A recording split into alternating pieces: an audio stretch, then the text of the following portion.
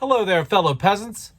So today we're going to be talking about movies that I want to live in. And what do I mean by that? Basically it means it's movies that you watch and you really enjoy the environment, the town they're in, the situation they're in.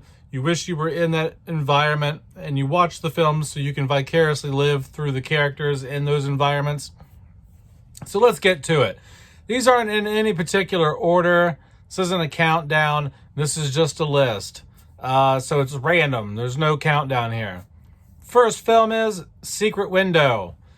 Secret Window, I would love to live in that cabin. I would love to live in the cabin, out in the woods. I think it's like upstate New York somewhere. And Johnny Depp is just chilling in his robe and he's writing his book. And that seems like a very relaxing, cool, chill environment. I love cabins. My whole basement is decorated kind of like a cabin. This is more of the film studio section of my basement, but so there's like some band posters and Harry Potter poster back there. But the rest of my cabin, or the rest of my basement, has more like cabin-like decorations and stuff like that, because the whole basement's pretty much done in cedar wood. Anyway, so yeah, Secret Window is a movie that I would like to live in. That cabin would be a great location to live in. Next, Sleepy Hollow. Sleepy Hollow, man. I would love to live in 1800s, upstate New York, fall time, little rinky-dink colonial town. I think that would be so badass. Especially like, if it's fall there, you get the Halloween vibes, you got the fall foliage, you have the legend, you have the myth of the Headless Horseman. Now, would I really want to live in a town with a real Headless Horseman? Oh, fuck no. I mean, that'd be creepy, you know what I mean? But to live in that town, the way it looks, the way Tim Burton set it up, it's like Gothic style, and it's fall, there's pumpkins lit, and, it just seems...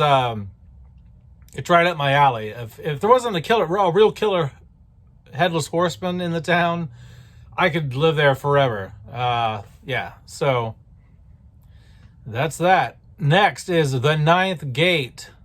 The Ninth Gate. So, once again, another scenario where I wouldn't really want to be in the situation he's in, because he's got these cult members trying to kill him. But the film is great to watch because you're kind of like experiencing this like vacation, this European vacation with him. He's going to Spain, he's going to France, and he's in New York at the beginning, and I think he goes somewhere else. There's Spain, France, and there's somewhere else he goes in the movie. I can't remember. Maybe not. Maybe it's only those two locations. But yeah, like when you're watching the film, you're seeing these little towns, these villages, these alleyways of these towns. And you just feel like you're on this ride with him, like he gets his boss cuts him a check, like, hey, go look at these other two copies of this book. And I mean, who wouldn't love to have someone give you probably a few $1 million and send you off to Europe to do some homework on these books, you know what I mean? And just get to talk to rich people and hang out in alleyway. Now, I mean, yeah, he gets chased by some cult members and shit like that, and that's creepy. Like, you wouldn't want that. But just the going into the cafes and the drinking the coffee and it's just a very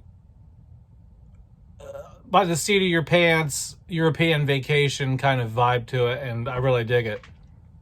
Next is Harry Potter and the Sorcerer's Stone. Who doesn't want to fucking live in a Harry Potter film? Like, who doesn't want to live at Hogwarts? Like the best VR game they could ever create. Like, if they ever make Hogwarts Legacy full VR, like I have an Oculus, you know what I mean? Like, or MetaQuest, whatever the hell they call it now. If they ever make a legit Harry Potter Hogwarts Legacy VR game, I would drop some money on that, because everybody, now there's mods, people have modded the previous Potter games, but I'm talking a real hands-on, made for VR, not like a mod type deal, a real hands-on VR suited just for VR Harry Potter game. That would be badass. And I love this movie because you get to live vicariously through Harry Potter. He's this kid who was born in the Switch family, but then his parents died. He had to go live with the Muggles. They treated him like shit. They knew what he was, and they knew about Hogwarts and all that, but they kind of kept him from it, and they were dickheads. And he finally gets to break free from them and go off to school and meet Hagrid and Hermione and Ron, and go to class and learn about wizardry, and just live in this magical castle in this magical forest, and I mean, you can't top that. If this was a countdown, Harry Potter would definitely be number one. If this was a countdown, you know what? Fuck it. I'm just gonna come out and say it. The Harry Potter and the Sorcerer's Stone is the movie I would want to live in the most. Okay. So anyway, yeah, the movie's awesome. Next is The Shining. Yes, I would want to live in The Shining. Believe it or not, I would want to live in the Overlook Hotel. Not with the ghosts and not with the dude with the axe. I would not want someone chasing me with an axe or ghosts up in there. But how cool would it be for someone to hire you to, if you're a writer, you're an author or whatever, and someone says, hey, we got this gig where you come and you look over the hotel for 3 or 4 months during the winter while we're slow, and you just kind of do some basic maintenance, make sure the place doesn't burn down. You got this whole hotel to yourself. I mean, it would be so badass to have that job. Now the supernatural creepy ass aspects of it, no, I wouldn't want that. But I sure as shit would stay up in that hotel. I've been to the place where they shot that. I've been there twice. The inside looks nothing like the movie. I think the whole movie was shot either on sets or somewhere else.